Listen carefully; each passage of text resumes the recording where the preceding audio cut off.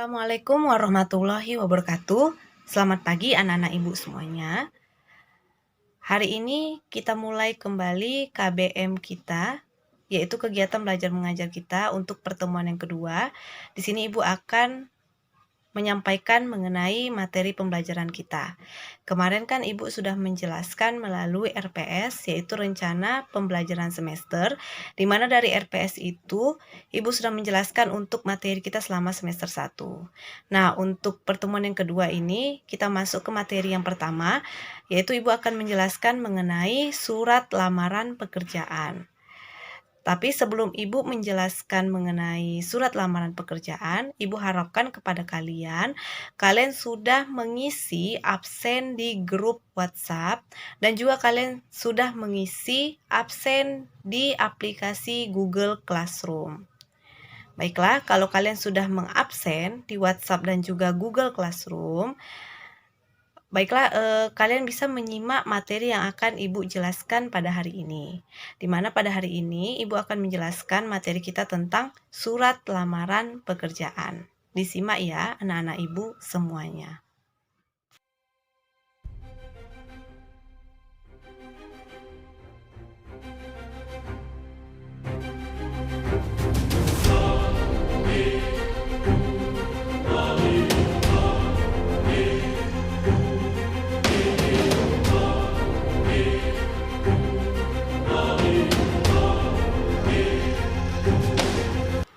Seperti yang kita ketahui, di era industri 4.0, semua berlomba mendapatkan pekerjaan. Seperti yang akan kalian alami sesudah kalian tamat SMA, pasti kalian membutuhkan pekerjaan. Jadi setiap orang sebelum mendapatkan pekerjaan pasti membuat surat lamaran pekerjaan dulu.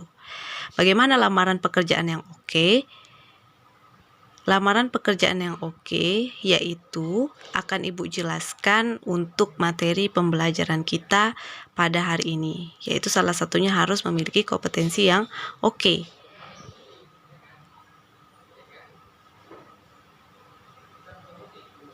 Timbullah beberapa pertanyaan ketika kita membuat surat lamaran pekerjaan, yaitu pernahkah kalian membaca surat lamaran pekerjaan? Apa sih isi surat lamaran pekerjaan dan bagaimana bahasa yang digunakan di surat lamaran pekerjaan? Di sini Ibu akan menjelaskan dulu mengenai definisi surat lamaran pekerjaan, yaitu surat yang berisi permohonan untuk bekerja di suatu lembaga ataupun perusahaan. Surat ini dibuat dan dikirimkan oleh individu kepada instansi sehingga tergolong surat semi-resmi.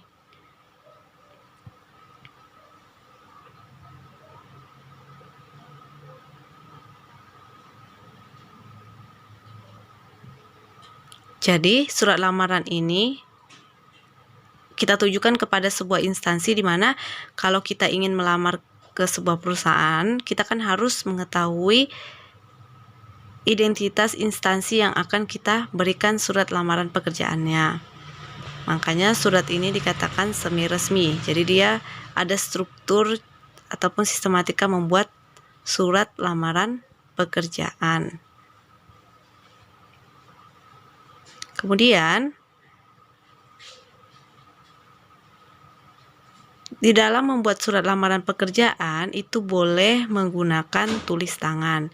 Biasanya kalau menggunakan tulis tangan itu biasanya ditulis di kertas double folio ataupun di kertas HPS. Ditulis secara rapi berdasarkan sistematika ataupun struktur penulisannya. Jadi selain tulis tangan, surat lamaran pekerjaan juga ditulis dengan menggunakan ketikan. Kalau zaman dulu iyalah masih menggunakan tulis tangan, tetapi sekarang menggunakan ketikan, yaitu harus memenuhi sistematika surat lamaran pekerjaan dan menggunakan bahasa Indonesia yang baik dan benar sesuai dengan aturan. Jadi sebelum kita membuat surat lamaran pekerjaan, kita harus mengetahui dulu sistematika ataupun penulisan surat lamaran pekerjaan, agar yang kita tuju itu surat lamaran pekerjaannya itu penulisannya tepat dan benar. Inilah contoh cara penulisan surat lamaran pekerjaan, di mana di sebelah kiri sudut itu dicantumkanlah tanggalnya. Kemudian perihalnya itu untuk apa? Yaitu lamaran pekerjaan dan lampirannya itu 5 berkas. Kemudian ditujukan kepada siapa? Misalnya Direktur PT Maju Sejahtera, alamatnya di mana. Kemudian dengan hormat berdasarkan iklan lowongan pekerjaan dimuat pada surat kabar. Nah, ini didapat dari mana? Kalau dari surat kabar dicantumkanlah kemudian nama, tempat, tanggal lahir, dan alamat. Dan lampiran 5 berkas itu termasuklah fotokopi ijazah, fotokopi KTP, surat keterangan, catatan kepolisian, surat keterangan sehat, dan pas foto. Kemudian cantumkanlah tanda tangan kalian di bawah. Inilah contoh cara membuat surat lamaran pekerjaan.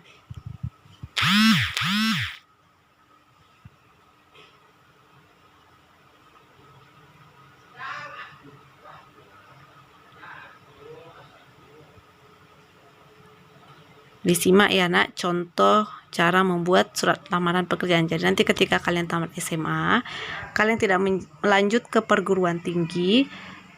Kalau misalnya tamat SMA ingin bekerja, jadi sudah paham cara menulis surat lamaran pekerjaan. Ya, dilihatlah strukturnya. Beginilah struktur cara membuat surat lamaran pekerjaan. Jadi lampiran itu wajib dilampirkan. Ya, tambahannya kurikulum PTEJ, yaitu riwayat hidup.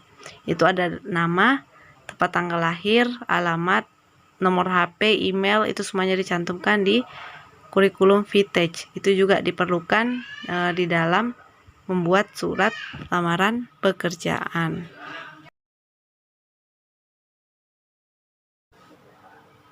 Adapun sistematika penulisan surat lamaran pekerjaan, yaitu pertama, titi mangsa, 2 perihal dan lampiran, 3 alamat surat, 4 salam pembuka, 5 pembuka, 6 isi, 7 penutup, 8 salam penutup, 9 tanda tangan dan nama pelamar.